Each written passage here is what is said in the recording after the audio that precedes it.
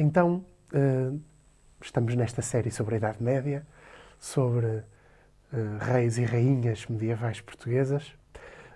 Obviamente que não poderíamos passar além de um casal absolutamente badalado e forte e com presença na história desta época, como Dom Fernando o Formoso e Dona Leonor de Teles.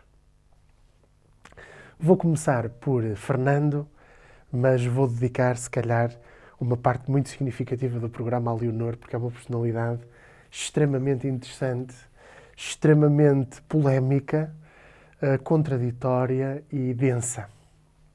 Sobre Fernando, como sabemos, era filho de Dom Pedro I e da sua primeira esposa, Dona Constança Manuel, castelhana, da Casa de Manuel.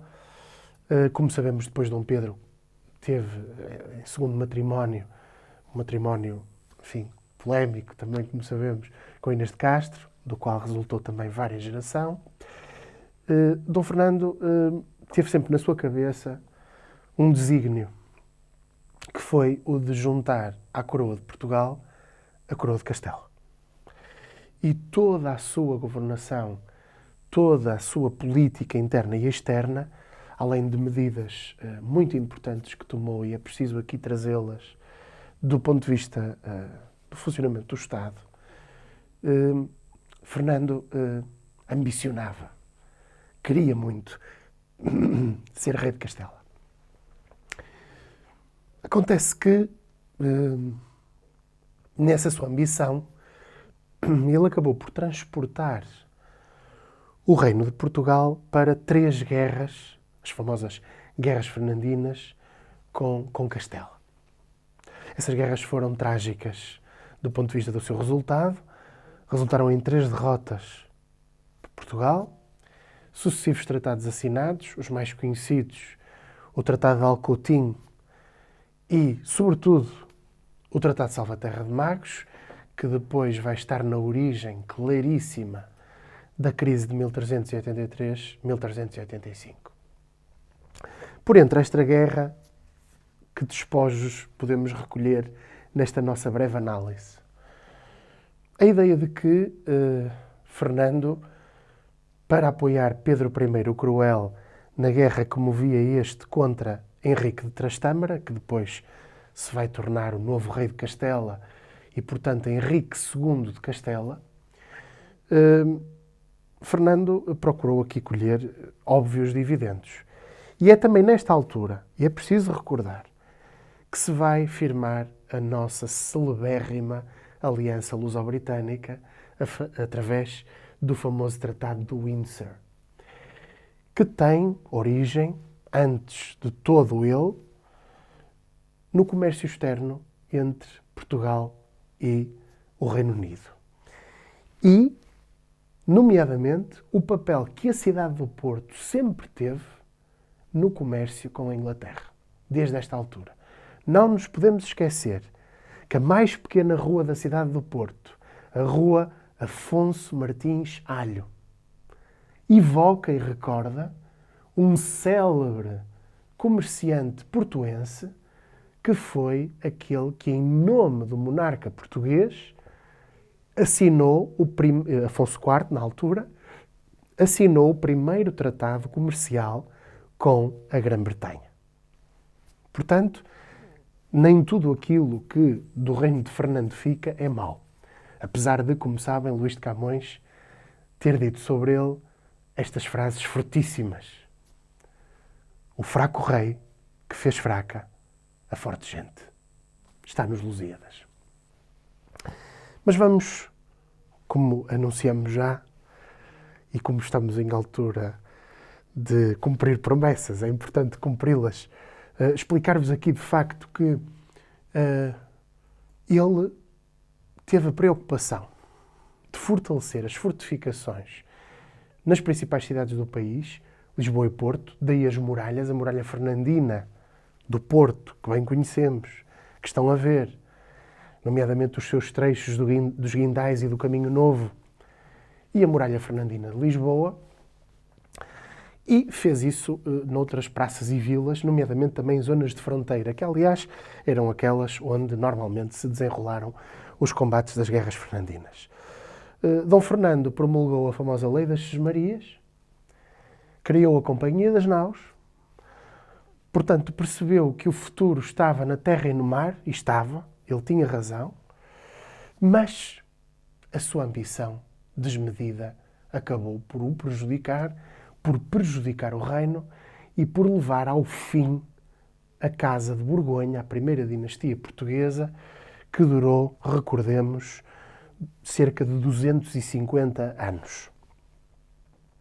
Entre, portanto, 1140, aproximadamente, até 1385, se tivermos em conta todo o período da crise, não é? Porque Dom Fernando morre em 1383 e estamos a ver agora também o seu belíssimo sarcófago no Convento do Carmo, em Lisboa, que sobreviveu, como sabemos, ao terremoto de 1755 e que é uma das mais belas peças da tumulária medieval europeia.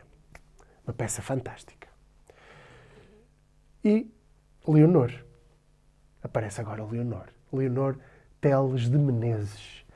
Quem é esta mulher? Esta mulher que a todos nós, nos intriga, nos perscruta, nos questiona. Leonor Teles é uma mulher enigmática, mas sobre a qual, contrariamente, por exemplo, a Messia Lopes de Arco, já vimos, sabemos bastante. Sabemos desde logo que ela era filha de Martim Afonso Teles de Menezes, da Casa de Barcelos. Sabemos também que Dona Leonor era casada quando conhece Dom Fernando. E era casada com João Lourenço da Cunha, fidalgo beirão, senhor de Pombeiro da Beira, zona de Arganil, zona lindíssima. E sabemos também que Dom Fernando, assim que a viu em atmosfera cortesã, imediatamente se apaixonou por ela. É preciso dizer que Dona Leonor era uma mulher muito bonita. Tanto assim que Alexandre Herculano, conhecido pelo seu rigor, pela sua cientificidade, lhe chama a Lucrécia Borgia portuguesa.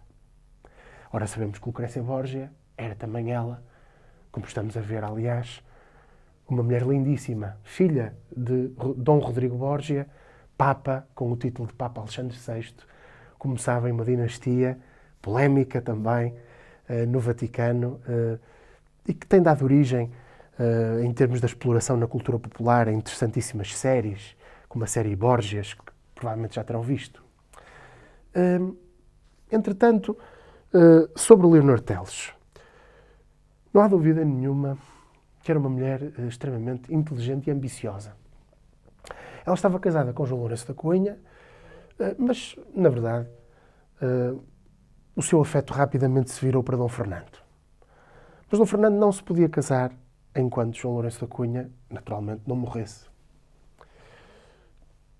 Isso aconteceu de uma forma natural. João Lourenço da Cunha adoece, era mais velho, bastante mais velho que Leonor, e, de alguma maneira, isso liberta o casal para se poder casar. Nós sabemos a importância que tem um casamento real. Já falamos sobre isso. O facto de, numa altura em que a independência portuguesa está em risco por causa das sucessivas guerras, escolher uma mulher portuguesa é uma mais-valia. Nomeadamente à face do povo, que manifestamente tinha um sentimento de identidade nacional fortíssima e não queria uma nova junção com Castela, como tinha acontecido anteriormente. E vai acontecer mais à frente também.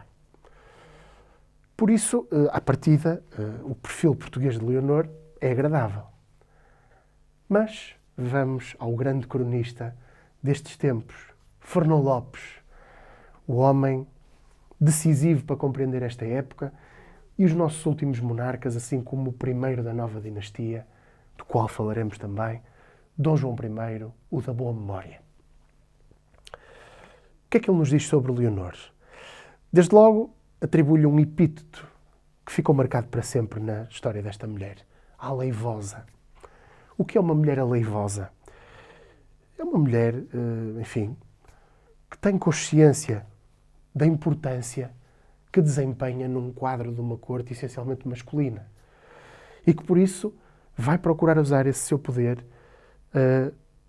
em benefício de uma causa que defende. Recorde-se que o casamento de Leonor com Fernando se vai realizar no mosteiro de Lessa do Balio, que estão a ver.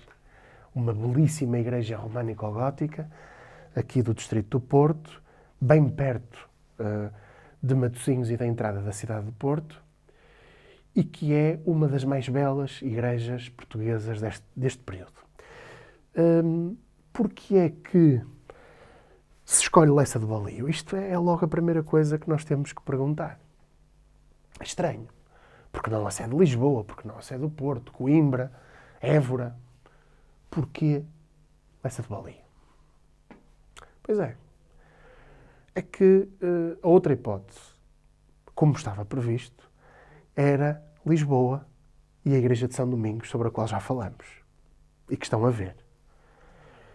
Esta igreja, situada ao Rossio, era perfeita por se situar em pleno centro da cidade de Lisboa.